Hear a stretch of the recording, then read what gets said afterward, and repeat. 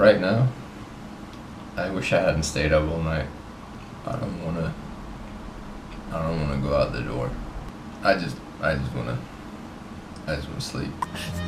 I remember spitting bars, recording tracks in my closet. Now a year later, success is at the door knocking. Stopping wasn't an option, pull my weight like an oxen. Did it on my own with no money in my pockets. I remember my first microphone. I hit Walmart with a couple bucks and biked it home. Check the heights I've grown, honey's hit my phone. This music shit's really just the only life I know. Smoke till my eyes low, good weed's a necessity. Girls who used to hate on me, giving me today, Kennedy. I'm off to France, a little town in France called Metz, something like that. And so I figured, now that I've been traveling for like 5 days, I figured an appropriate topic for today would be adventure. And now which better topic to pair that up with than mounts? So yeah, we're gonna be talking about mounts and traveling. I think this is where I really start to feel the weirdness of genre mixing, but whatever. Right, so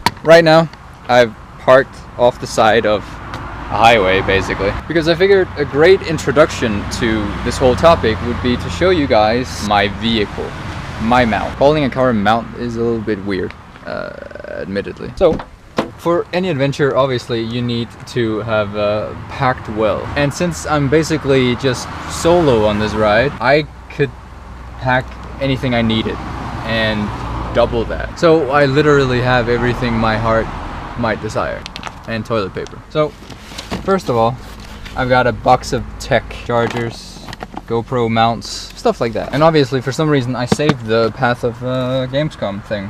Now, this bag is basically just all the essentials. I fill it with laptop and everything like that. Jacket, everyone needs a jacket. Extra shoes, because shoes. The giveaway prizes. Cola. And my back shield, as I showed you yesterday. This bag is everything for working out. It's my shoes, it's a jumping rope, it's a bag. This big bad boy is for all of the clothes that I bring up to the hotel. And like bigger essential things.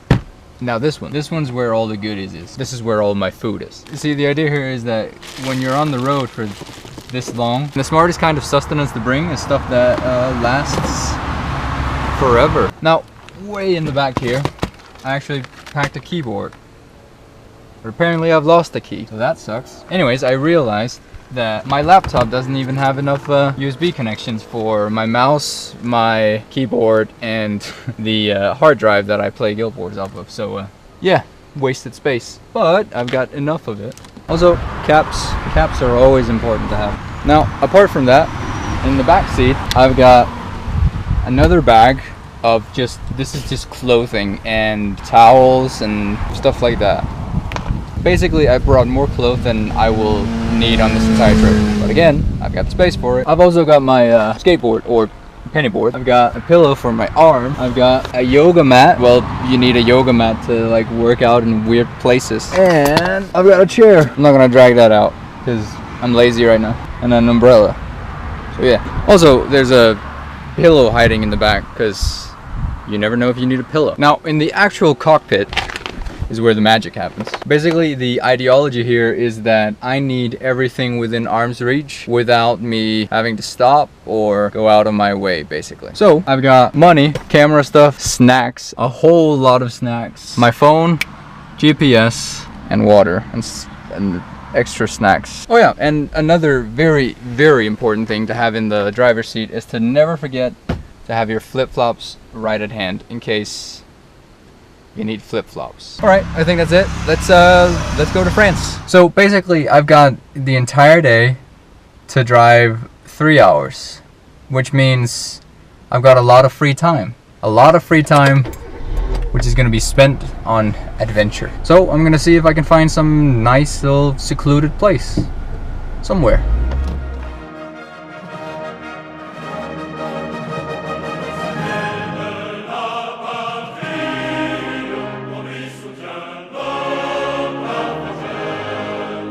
To me, there's just something really special about road trips, which to me is mainly due to the feeling of complete freedom. In a car, I'm the one choosing exactly where I want to go, where I want to be, what I want to see. It's a feeling of freedom that you just don't completely get when you're taking a flight somewhere. In a car, there's just not really any limitations except for the depth of your wallet, because gas prices suck. You know, the trouble with going on adventures off the road is sloppy roads. I'm pretty sure I'm stuck right here. And there's a long way home. Basically, I'm just stuck in a mud hole that I did not see coming in. So the question now is, how the am I gonna get out? Now the trick here, I hope, is for me to find sticks and kind of just fill the hole, I guess.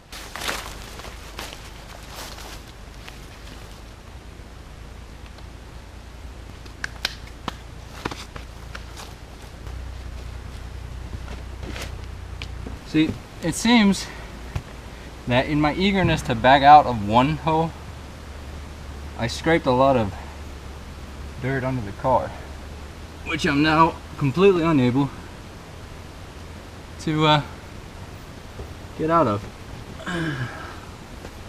So yeah, how's your day going? Mine's going great.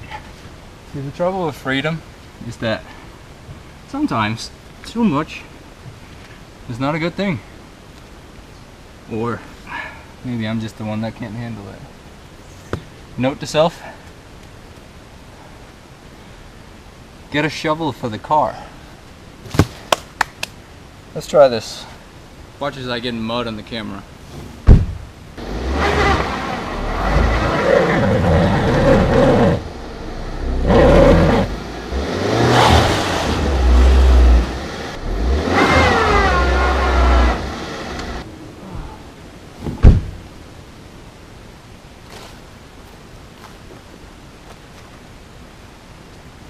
Not an inch.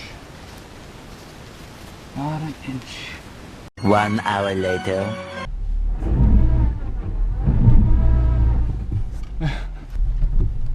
So I got out of the I got out of the f***ing ditch in the ground. Oh my god. I couldn't have done it alone. It ended up I could hear a tractor in the distance. So I turned off the car. Oh my god, look at my hands, they're all muddy. I turned off the car, grabbed the keys and my phone, and went looking for the tractor. And I found this older French gentleman. Whew, freedom. I found this older French gentleman who was extremely kind to go with me, even though he understood none of my English, and my French is barely existent, right? So he went with me a couple hundred meters down the road and helped me push my car out of the dirt, and now I'm heading back out. I just got out of the woods. Whew. Now that was dumb. But even dumb adventures leave the great stories sometimes, or somewhat fun experiences.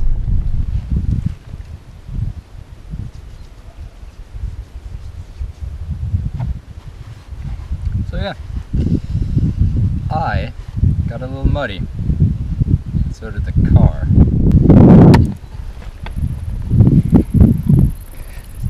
So yeah, that's the damage. Luckily the car is alright. I mean, I did get completely stuck underneath the hood, but seems to be alright. Yeah, so you'll find what you're looking for when you stop looking. All of your exes with lessons in. Talk about them again, you keep on settling. Wonder if love is a pain or the medicine. You never let it in. Well, I guess it's your right. But fake has been never my type. And I didn't build up this wall overnight. See, I wanted more than just lust for the night. Now this place is by far the fanciest hotel I've encountered on my trip so far.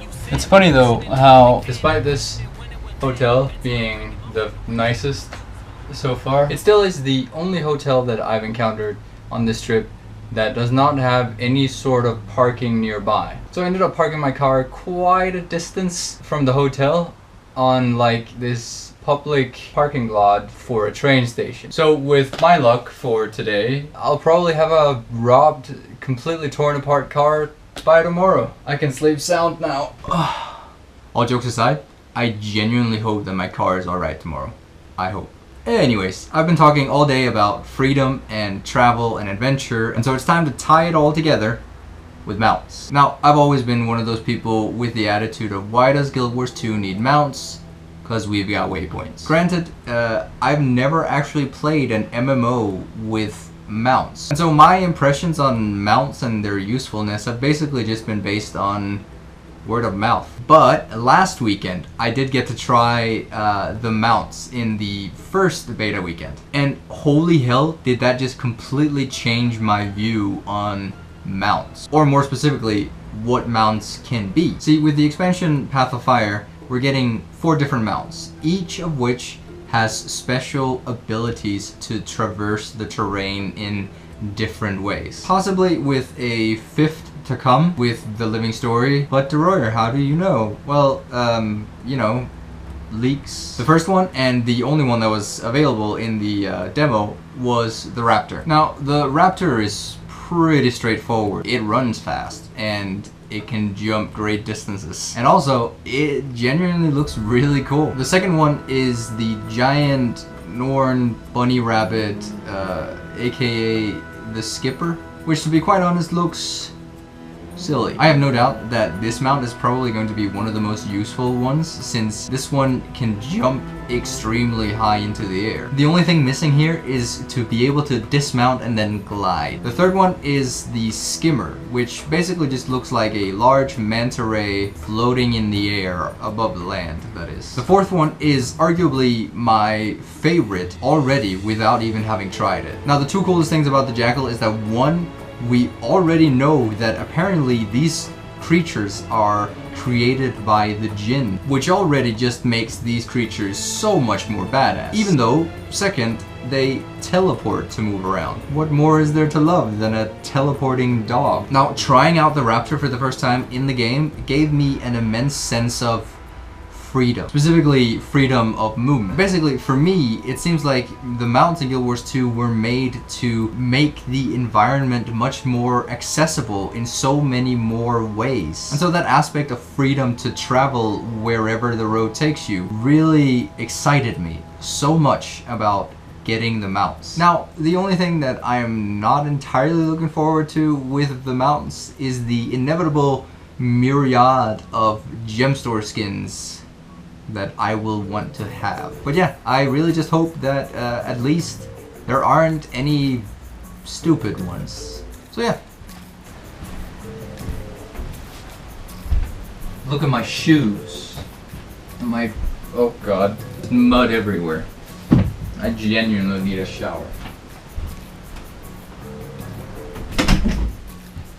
And with that, that'll be the end of today's vlog, because I've got a dinner to attend. Now, I don't care about the comments about my shorts, because I forgot the long pants in the car, and there is no way in hell that I am going back to that place before I leave. So yeah, shorts, and the end of the vlog. See you next time.